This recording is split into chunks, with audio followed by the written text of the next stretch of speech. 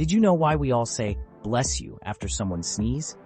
Now picture this. In ancient times, people believed sneezing could literally launch your soul right out of your body. Playful, total soul launch mode. Bless you was their way to keep evil spirits away and your soul safely inside. Fast forward to the 6th century, Europe's hit by the plague.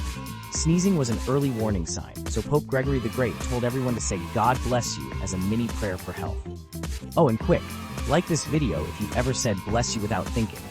These days, sneezing is just your nose kicking out dust or pollen. But that ancient tradition stuck around. So next time you say "bless you," remember, it's a tiny piece of history. Subscribe for more weird facts.